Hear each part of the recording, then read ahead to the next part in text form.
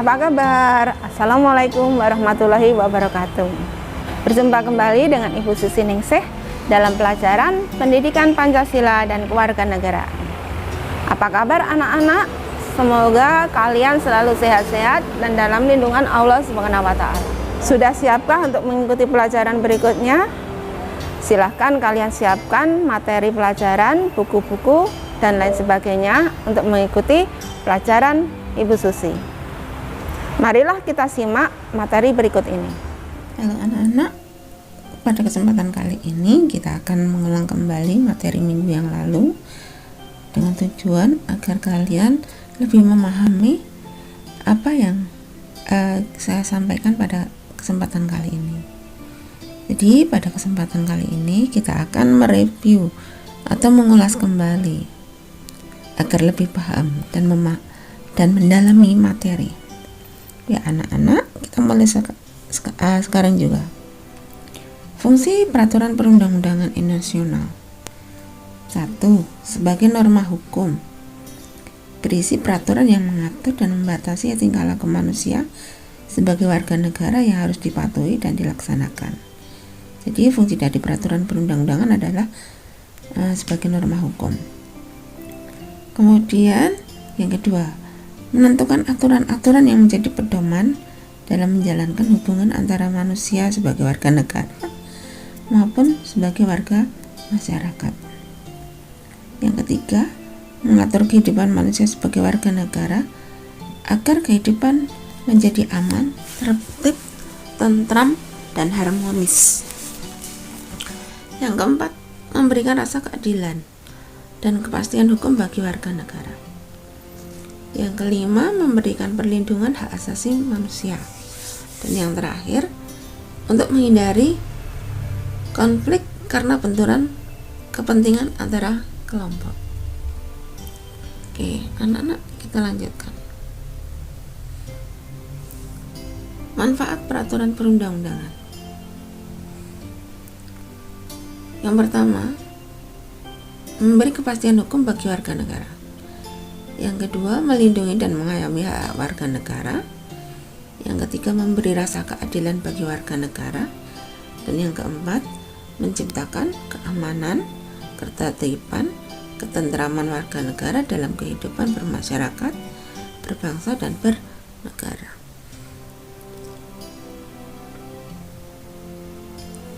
Hierarki peraturan perundang-undangan. Apa yang dimaksud dengan hierarki peraturan perundang-undangan itu? Hierarki peraturan perundang-undangan adalah tata urutan. Tata urutan. Setiap peraturan perundang-undangan yang didasarkan pada asas bahwa peraturan perundang-undangan yang lebih rendah tidak boleh bertentangan dengan peraturan perundang-undangan yang lebih tinggi.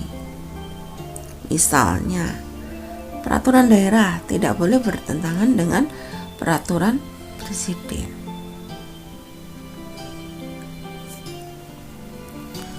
Prinsip atau asas umum pembentukan peraturan perundang-undangan nasional. Jadi, dalam pembentukan peraturan perundang-undangan itu ada asas atau prinsipnya. Yang pertama, dasar peraturan perundang-undangan selalu peraturan perundang-undangan. Maksudnya di sini untuk membuat sebuah peraturan perundang-undangan itu ada dasarnya, ada aturannya. Dan aturannya itu juga merupakan suatu peraturan perundang-undangan. Contohnya, untuk membuat peraturan presiden itu ada dasarnya, yaitu dasarnya adalah Undang-Undang Dasar 1945.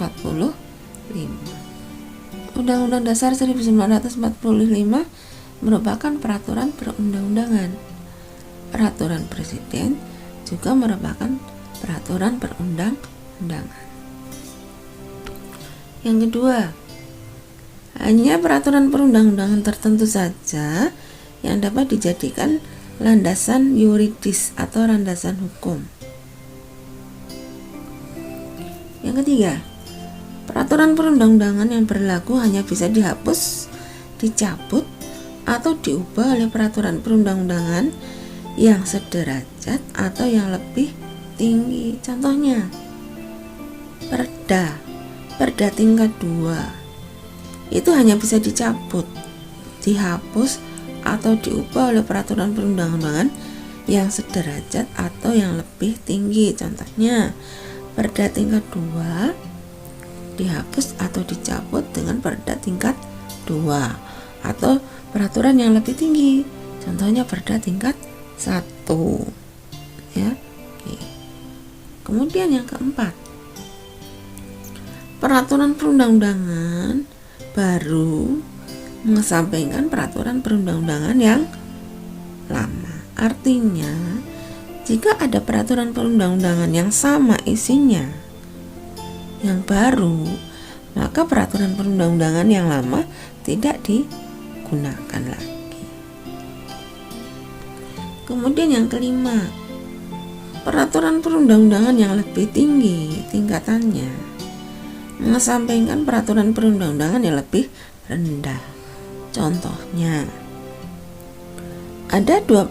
di dalam perda tingkat 2 ada peraturan yang mengatur tentang masalah yang sama dengan perda tingkat 1, maka yang digunakan adalah perda tingkat 1. Yang keenam, peraturan perundang-undangan yang sifatnya lebih khusus mengesampingkan peraturan perundang-undangan yang sifatnya lebih umum.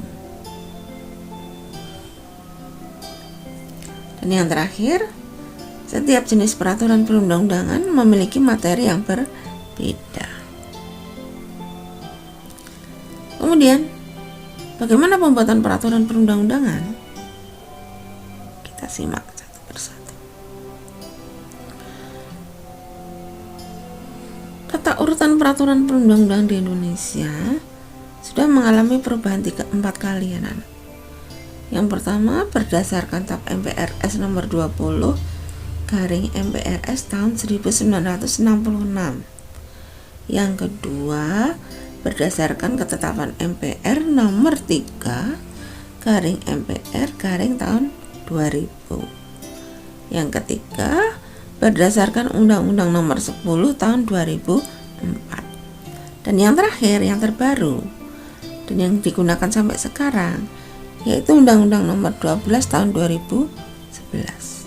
Perhatikan anak-anak, ini di sini tata urutan peraturan perundang-undangan dari 4 kali ini.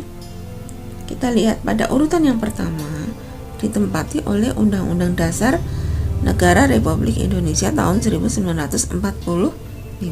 Artinya apa, anak-anak? Undang-Undang Dasar Negara Republik Indonesia tahun 1945 merupakan produk hukum yang tertinggi di dalam sistem hukum nasional Indonesia. Kita lanjutkan. Prinsip dasar pembentukan peraturan perundang-undangan. Landasan filosofis.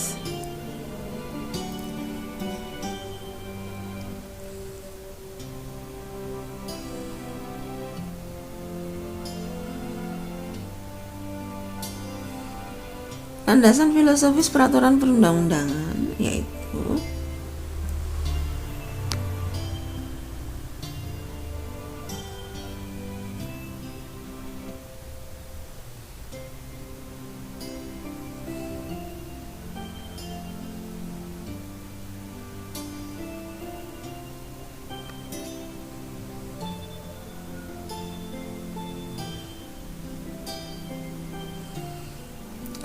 landasan filosofis peraturan perundang-undangan yaitu Undang-Undang nomor 12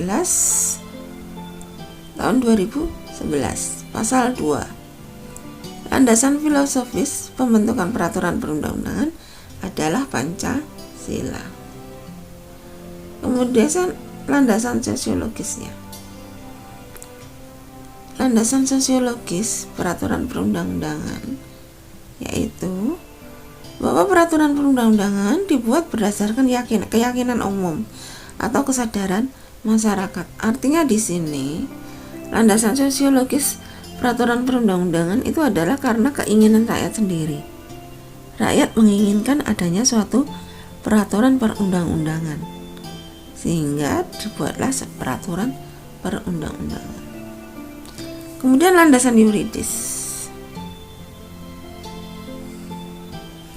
atau landasan hukum.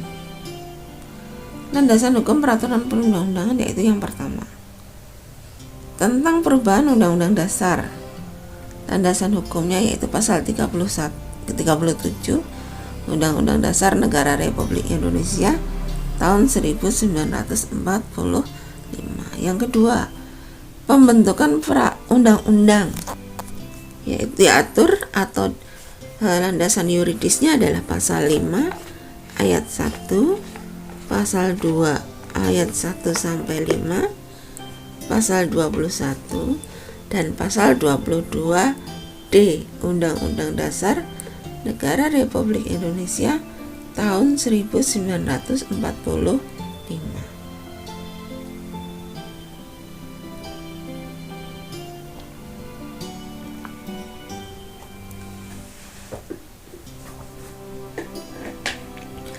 Kemudian yang ketiga, pembentukan peraturan pemerintah pengganti undang-undang. Landasan yuridisnya adalah pasal 22 Undang-Undang Dasar Negara Republik Indonesia tahun 1945. Kemudian dasar hukum peraturan pemerintah yaitu pasal 5 ayat 2. Kemudian pembentukan peraturan presiden. Dasar hukumnya adalah pasal 4 ayat 1 dan yang terakhir pembentukan perda. Dasar hukumnya adalah pasal 18 ayat 6 Undang-Undang Dasar 1945.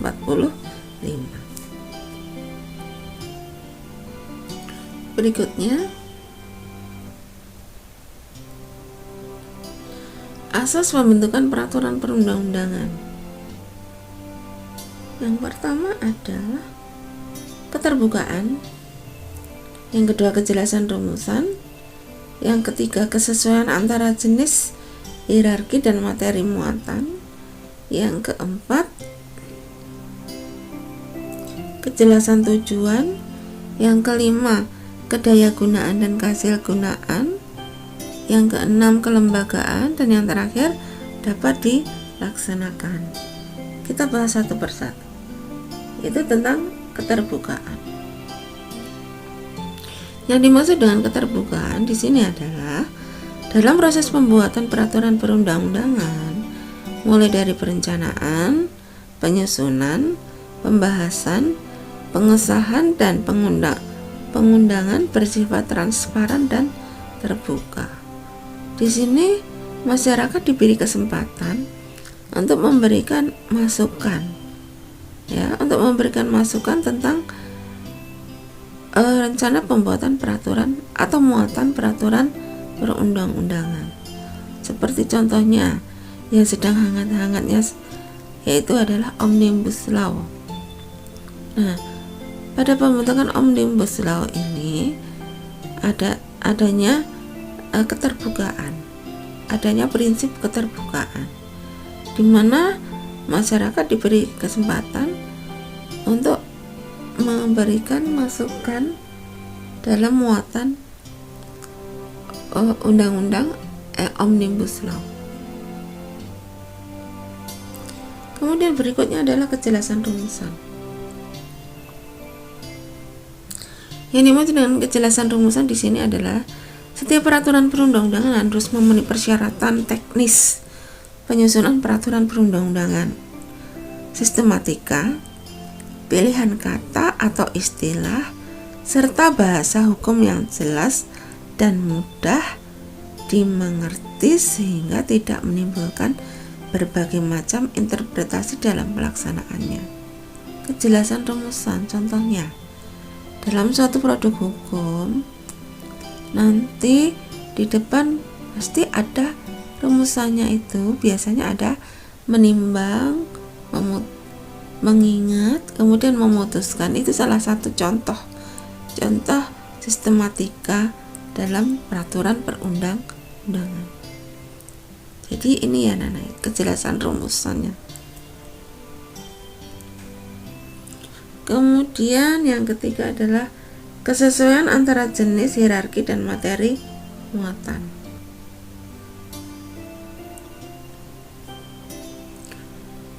Dalam pembentukan peraturan perundang-undangan harus benar-benar memperhatikan materi muatan yang tepat sesuai dengan jenis dan hierarki peraturan perundang-undangan. Yang keempat,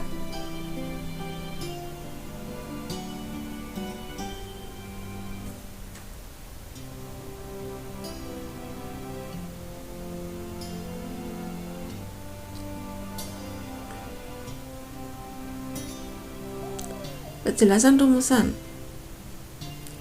Setiap peraturan salah ini ya. Oke. Kejelasan tujuan.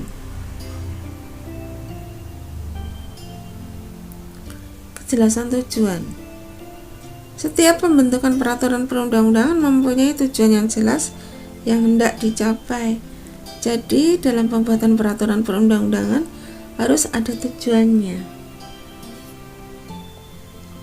Kemudian kedayagunaan dan kehasilgunaan. Maksudnya di sini setiap peraturan perundang-undangan dibuat karena memang benar-benar dibutuhkan dan bermanfaat dalam mengatur kehidupan bermasyarakat, berbangsa, dan bernegara.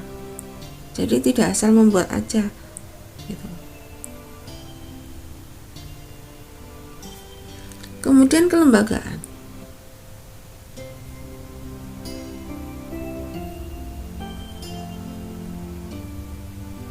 Kelembagaannya, salah. Kelembagaan. Peraturan perundang-undangan dibuat oleh lembaga negara atau pejabat yang berwenang dan dapat dibatalkan demi hukum apabila dibuat oleh lembaga yang tidak berwenang.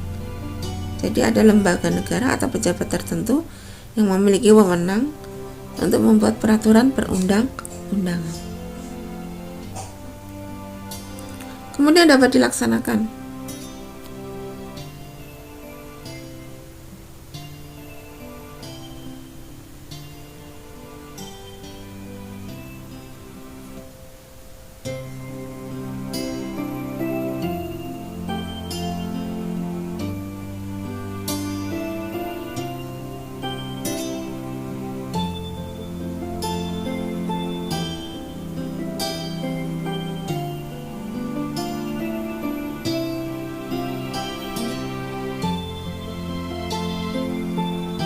Dapat dilaksanakan.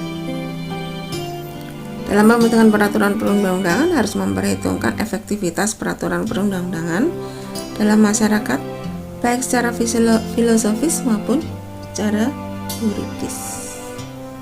Itu adalah asas pembentukan peraturan perundang-undangan.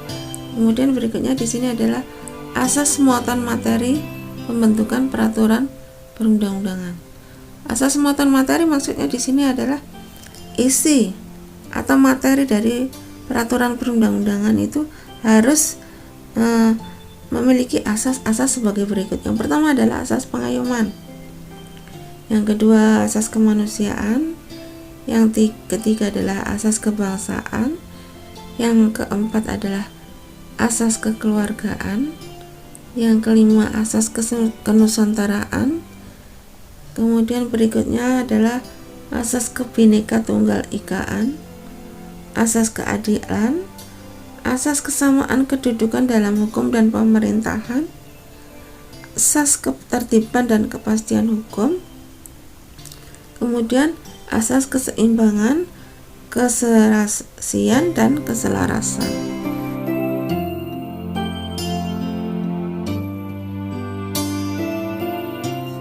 Baiklah, di sini akan kita bahas satu persatu. Yang pertama adalah asas pengayoman.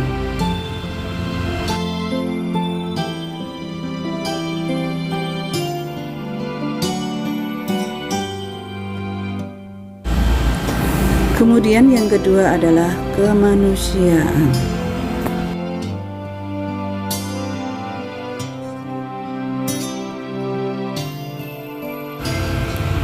Kemudian yang ketiga adalah kebangsaan.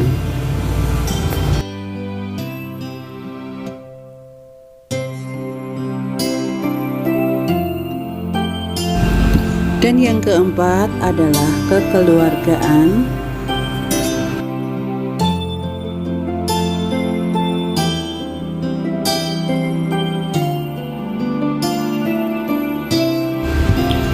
Yang kelima adalah kenusantaraan.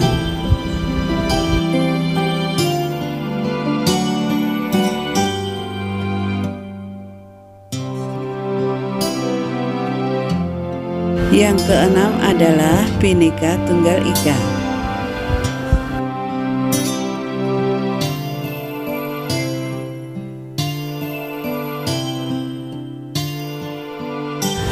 Yang ketujuh adalah keadilan.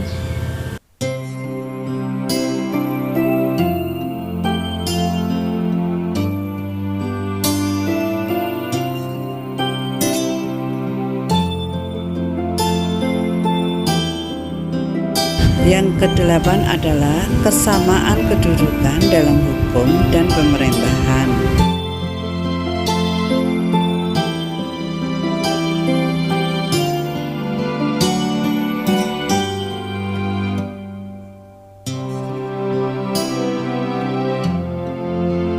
Yang kesembilan adalah ketertiban dan kepastian hukum.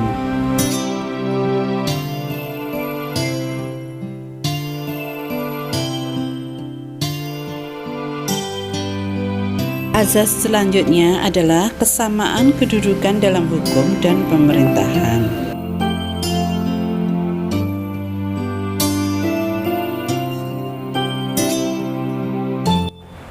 Baiklah anak-anak, bagaimana materi pembelajaran kali ini? Apakah uraiannya bisa kalian pahami? Jika kalian mengalami kesulitan untuk memahami materi, silahkan kalian untuk menghubungi Ibu Susi. Bisa melalui jalur Japri atau juga bisa melalui WhatsApp grup materi mata pelajaran Pendidikan Pancasila dan Kewarganegaraan. Sampai jumpa pada pertemuan berikutnya. Wassalamualaikum warahmatullahi wabarakatuh. Salam.